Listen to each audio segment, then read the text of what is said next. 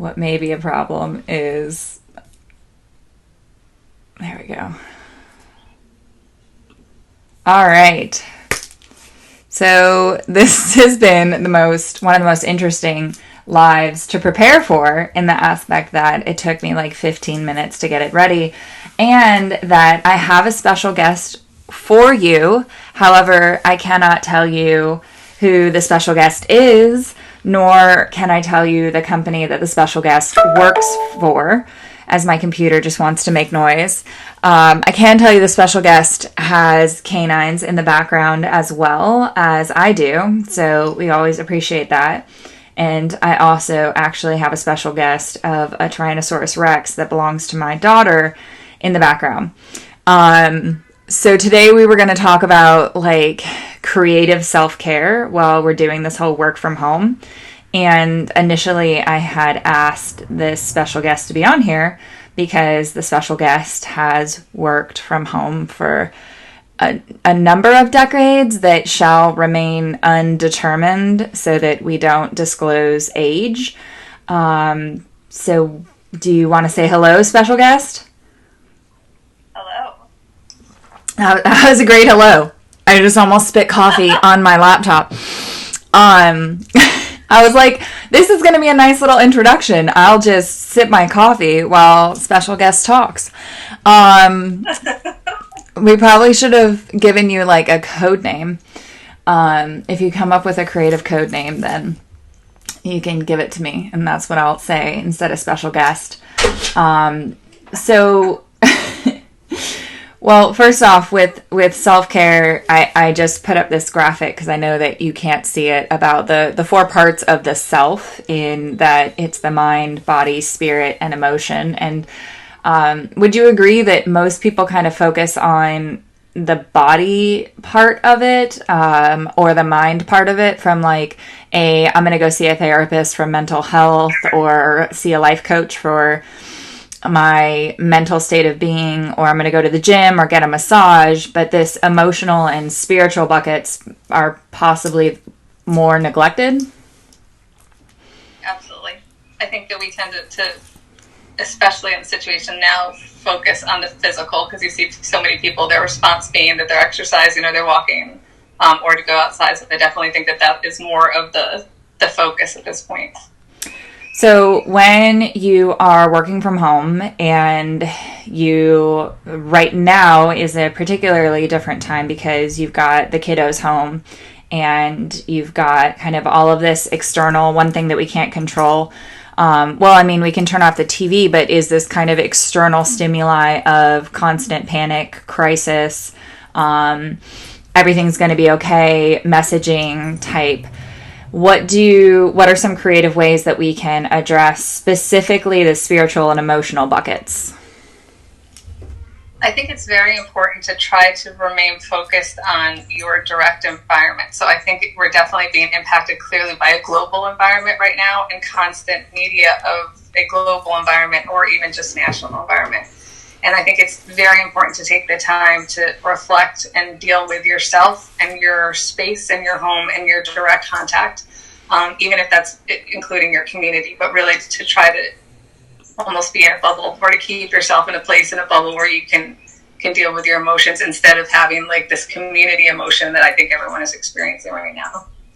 And like on a daily basis, how do you check all 4 boxes? I wouldn't say I've perfected that yet, but I think the best thing you can do is try. I think that you have to just be cognizant of that there are 4 different boxes that you need to check. So it's probably easier to focus on the ones that are easier, or things that we do more regularly, instead of having automatic response, a knee-jerk response, to just focusing on those 2 to make sure that you're checking in with yourself, and to make sure you're looking at how you feel spiritually, how you feel emotionally, and how that's impacting the rest of your response and what you're doing on a daily basis. One of the things that you and I have talked about before, specifically when you're working from a virtual team environment or when you're working from a physical team environment, is kind of the lack of boundaries around those 4 that are not just in any specific company, but it's almost like a societal norm right now, that when you ask or set those boundaries, or say I need space for X, or I'm starting my day. Like there's I see kind of two spectrums, is like there's either this concept that is just completely woo woo and we're not going to acknowledge it at all and not going to make it a thing, or there's like the forced let's fill the buckets of starting your Monday morning meetings with mindful meditation, and it's almost like a forced filling of the buckets, which again, right, it's individualized. It's for each and every a different person. So like, what is a good recommendation when you're leading a team virtually, as well as when you're working right now from home, to be helping and assisting teams with those 4 buckets, as well as being conscious of your own? I think it's important to ask what people need instead of making the assumption and doing a general overview of what you're thinking people need. I think that there is more of a constant need for communication because there's a fear that people feel disconnected, but that may not be what everyone needs at the moment. Yeah. And I think that I think there has to be a certain level of honesty that there is a problem and things are not great right now. Instead of trying to pretend that things are going to be great, it's going to be an immediate fix and hoping that that's what's going to happen. That'd be great and wonderful. I won't argue if that happens, but I think there needs to be a certain level of honesty, which I think then creates normalcy.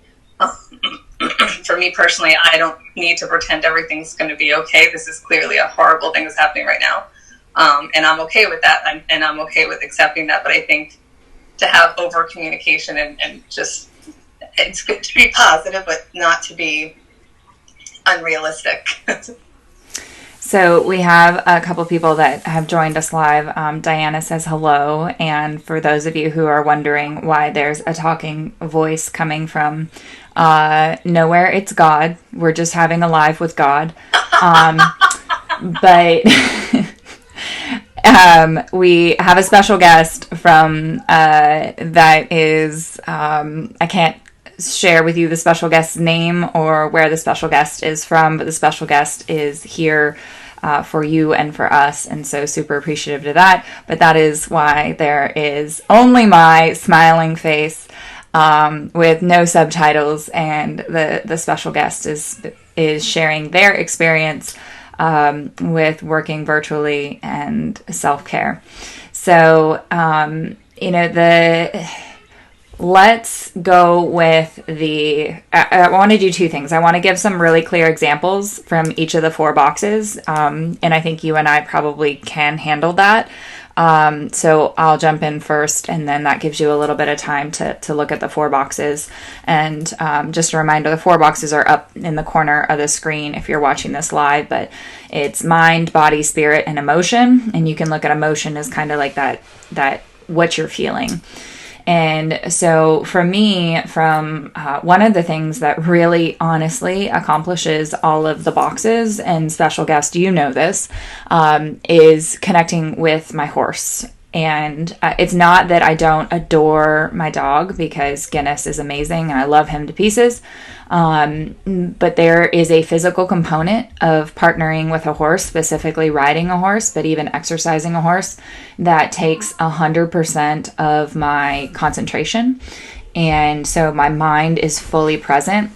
There's a spiritual connection because I feel honored because I'm a predator that's working with a prey animal. And so there's this constant communication, not just from what I'm saying, because horses don't speak English, but from my sense of what I'm feeling and kind of that foundation of my spirit that I'm putting out there. Like, the spiritual connection is this belief in the relationship, this fact that a horse has been around on this earth in some way, shape, or form for 5 million years. So I just find such peace, and those are the 2 places, whatever your faith is, those surfing and being with a horse are where I feel closest to God. It's funny to think about that not being in a church, but if I could surf into church or ride a horse into church, that would be fine with me. But that's where I kind of get those buckets fulfilled in one action. And if I have to isolate each and every one of them emotionally for my feelings, it could be working with a professional like a therapist or a psychologist.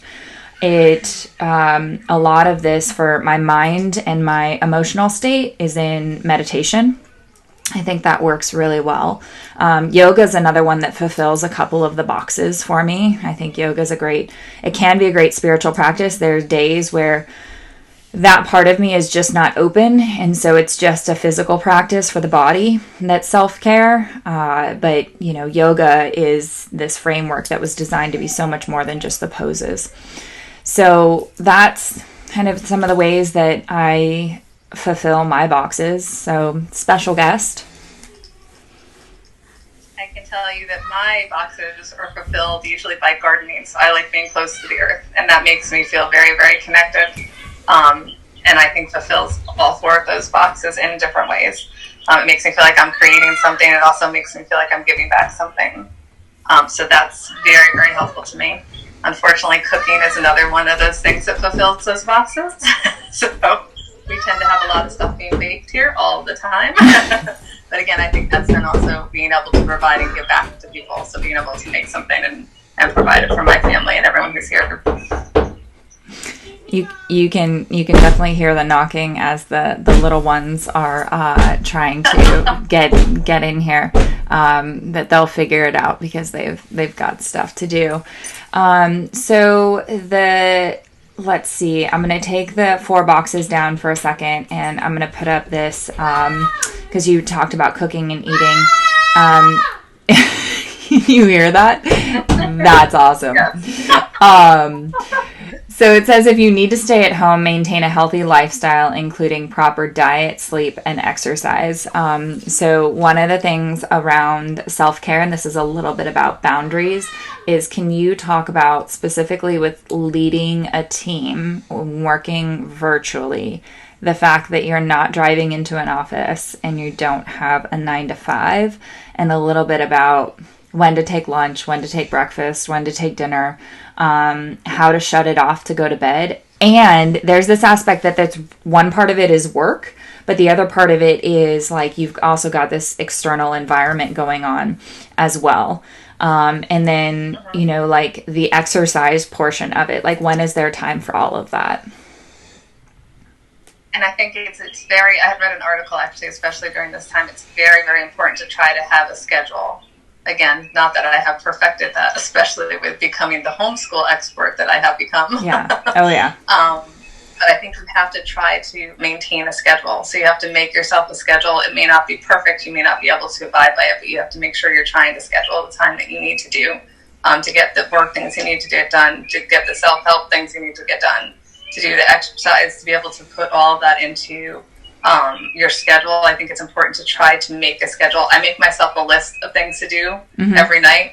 One's personal, one's work related.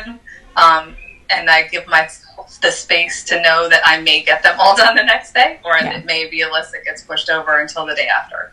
But I think it's just trying to make yourself a schedule, and then also being able to be flexible enough with yourself to realize it may not be perfect and you may not be able to do the exact schedule the way you want it to do or get everything done, but that you've at least attempted to make yourself where and what you needed to do inside of a day. Yeah, I think I've got to memorize this at some point because I use this quote so often and I just butcher it all the time. Is Eisenhower said, like, it's not so much the plan, but it's the act of planning that has the value. And I'm sure if he was here, he would be like, that's not what I said at all, Bunny. But, that's... He's not here. So,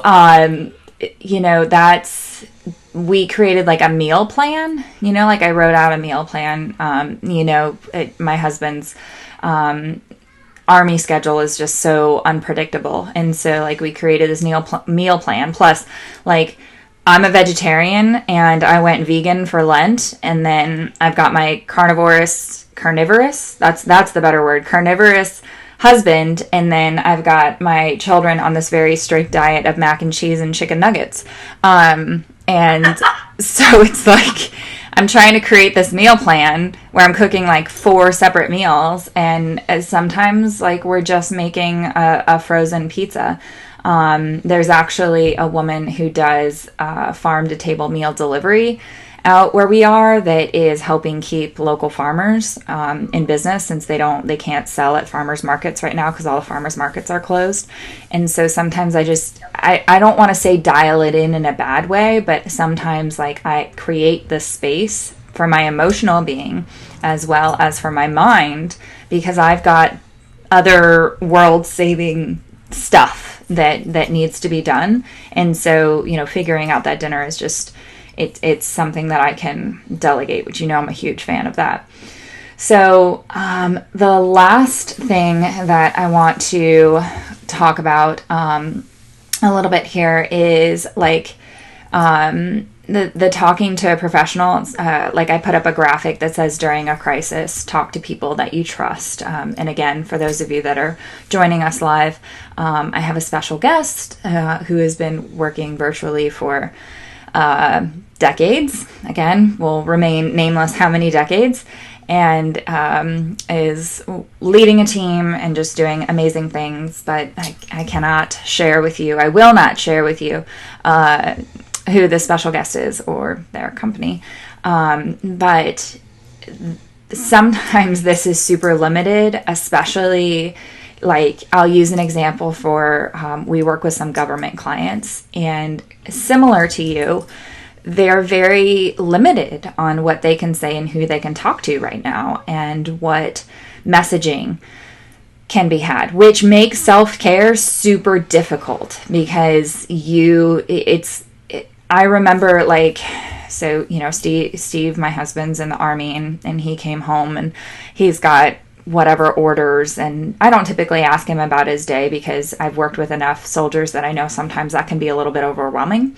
But at the same time, being able to talk through it is also helpful. But there was one particular day I came back from working with military clients, and, he's like, "How was your day?" And my day was pretty shitty. It was pretty awful. But at the same time, I couldn't tell him why it was awful. I couldn't tell him where the failures lie, how they made me feel, what my plan was to get through it, because there was just like this bubble, like we talked about, where it was like you can't say that, you're not allowed to, and so it's almost like being told you're not allowed to feel how you feel. And in business therapy, that's one of the biggest things, is being able to create space to say, hey, here's how I'm feeling, and I want to talk to somebody about that. Whether I want to talk to, personally, I want to talk to a psychologist or a therapist, but some of the best things is to talk amongst your team. And so right now, if you're feeling that way, like what would be your recommendations on some ways that you've found to kind of not work around that, because I don't want to say it that way, but to find that self-care when you're limited on who you can speak to and what you're permitted to speak about? Well, I think before the pandemic hit us, we all had people that we trusted and we talked to and dealt with different things that were happening personally and professionally. And I think it's just important to keep those ties and keep that communication with this situation and during the situation, because it's just another point in time and your relationship with them. So I think it's important to keep those relationships and that contact with the same people that you had prior to this all happening. The relationships haven't changed, the situation may have changed, but I think it's important to keep those connections. Yeah, that's awesome. Well, if you have anything else, any other thoughts that you want to talk about the reality of self-care right now during a pandemic and beyond, while we're working from home, that I'm affectionately calling WFH, WTF? I would just say for people to be as patient as they can with themselves and to be forgiving to themselves, and just realize that this is an ever-changing environment and we are human. So just to try to live within those confines.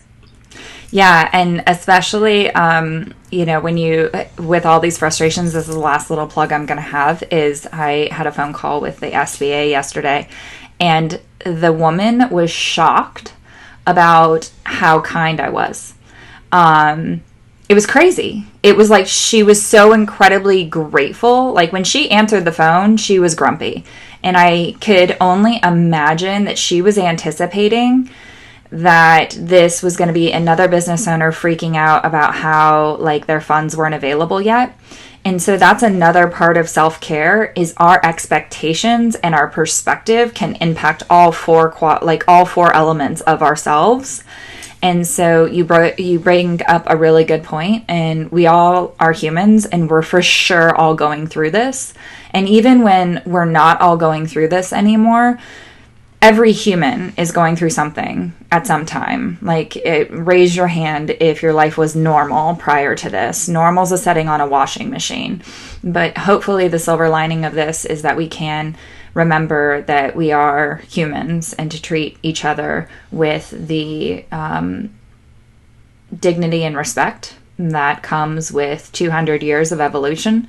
And being able to remember, despite our differences, we are all humans. So that's what I have. And I have mad appreciation for you being here. And I'm telling the entire live community that even though I am hanging up and saying, you know, thank you for making the world a better place, I'm for sure calling our special guest right after this, because I get special guests more to myself for a couple more minutes, and hopefully I'll be bringing special guests back to specifically talk about other awesome stuff, because special guest is amazing. So please give special guest a bunch of love in the comments, and I will make sure that special guest, which shall get a code name later, gets all of that. So, all right, guys, stay safe. Thank you. Stay sane. Thank you for being here. Oh, thank you.